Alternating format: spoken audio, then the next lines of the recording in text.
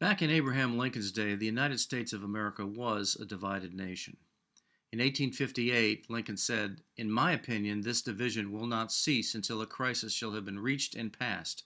A house divided against itself cannot stand."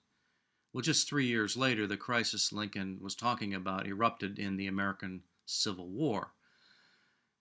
Well, today, America is a nation divided once again. And virtually every issue that we can think of, we have major divisions on. Everything from race relations to women's rights, income inequality to campaign finance reform, immigration to climate change. Well, Lincoln presided over this division as president of the United States, and today he's thought of as part of the American stream of consciousness, the greatest leader this nation has ever known, perhaps even the world has ever known. We see him on the $5 bill, on the Lincoln Memorial, but we sometimes forget that Lincoln, even though he died more than 150 years ago now, he was a human being and also a natural, really great leader. And if we study him, maybe we can learn a little bit and perhaps solve some of our divisiveness today. After all, he did lead the Union to victory in the American Civil War and thereby preserve government of the people, by the people, for the people, as he said. And Lincoln ended slavery in America. Moreover, the Republican Party today considers itself and calls itself the party of Lincoln. But everybody claims Abraham Lincoln, every American, including the Democrats. So, in order to study this man and to determine whether or not he would be viewed as a Republican or a Democrat today and why he's still revered, I think we need to go back and look a little bit at his background. He was born in 1809 under the most dire of circumstances in a log cabin in abject poverty. His mother, Nancy Hanks Lincoln, was a devout Christian who read to him every day from the Bible and taught him to read by studying the Bible. And once he did learn to read, he really enjoyed reading about American history. And his favorite thing to read, as it was said back then, was the Declaration of Independence. When he was 18 years old, he witnessed slavery firsthand by taking a raft trip down the Mississippi River to New Orleans, where he saw a slave auction that really made him ill to think of human beings being sold into perpetual slavery. And then a few years later, he actually witnessed a boatload of people being transported down the river as slaves to be sold at auction in Kentucky.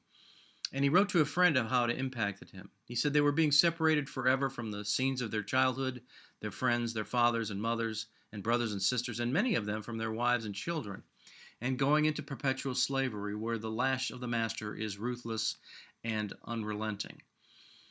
And from his knowledge of the Bible, I can see that Lincoln would have thought about maybe a quote from Amos 2:6, where he said, it wrote, they sold the righteous for silver and the poor for a pair of sandals. And another of his favorite passages from the Bible was the Gospel of Matthew and the Judgment of Nations. Whatever you did for one of the least of brothers of mine, you did for me. What you did not do for one of these least ones, you did not do for me. All the nations will be assembled before him. And the Declaration of Independence, which reads, we hold these truths to be self-evident that all men are created equal. Lincoln said once that that was the father of all moral principle. He believed in life, liberty, equality, morality, truth, and justice, which is basically the book of human rights. And that propelled him forward to try to take a leading role in the United States government. In March of 1832, when he was only 23 years old, he made his first run for public office. He said, I have no wealthy or popular friends to recommend me. But he was defeated. He finished 8th out of 13 candidates, and only the top 4 were elected. Even though he lost, people really liked this guy, Abraham Lincoln. And he ran again 2 years later, and he ended up serving in the Illinois state legislature from 1834 to 1842. And nearly his entire career at that time was devoted to championing economic development in a single, and there was not a single railroad anywhere in the state at that time. He was for internal improvements, transportation. His economic philosophy you could describe as we think of it today: if you build it, they will come. He favored business and government partnerships, national and government regulated banking, and a strong protective tariff. And remember, this was at a time when uh, the industrial age was really in its embryonic stages. It really hadn't even taken place, according to most historians. But the financial panic of 1837 hit, and it's like a major recession. It was the worst economic crisis in history up to that point in time, and it lasted 5 years. Farmers lost their land, people lost their homes, there was high unemployment, high inflation, large foreign trade deficits, and a land and housing bubble. Well, Lincoln's answer to all this was, even though they didn't have the money, to do the economic development programs, he said we should keep the internal improvements program and raise revenue. And by that, he wanted to buy federal land in Illinois and sell it for a profit. And he wanted to increase property taxes on the wealthy, which went over like a lead balloon.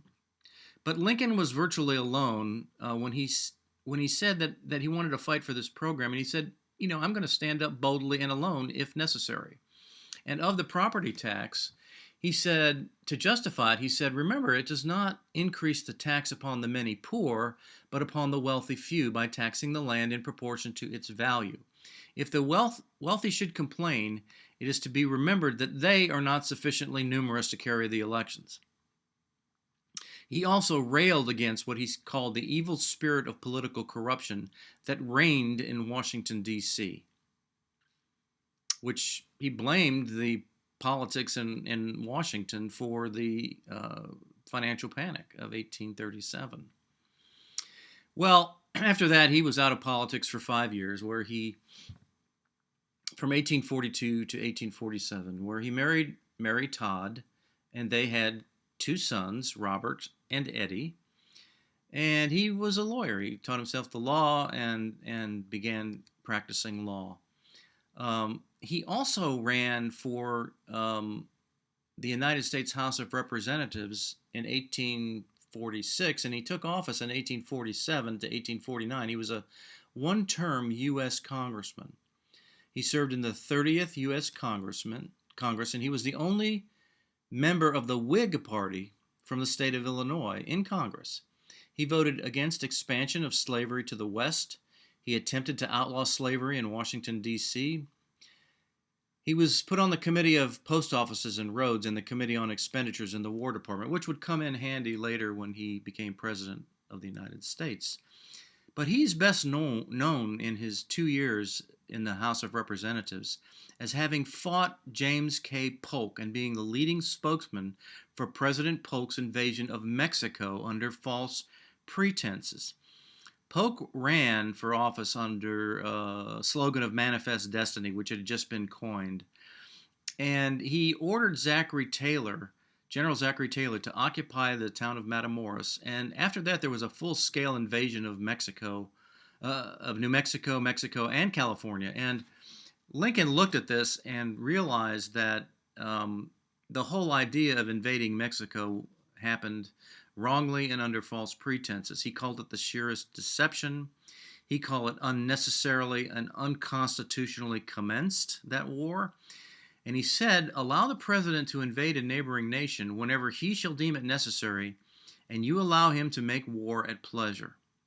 And Lincoln also said that Polk has not even an imaginary conception as to when this war might end. Well, Lincoln was attacked politically by this. His friends said he was committing political suicide.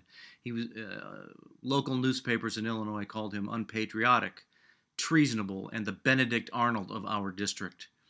And Lincoln did not run for office again, only one term, largely because they rotated office back then, and they really believed in term limits. And when somebody asked him afterwards, would you oppose the war again? He jokingly said, no, I opposed one war. That was enough for me. I am now in favor of war, pestilence, and famine. I will go home and resume my law practice, and perhaps someday the people will have some use for me.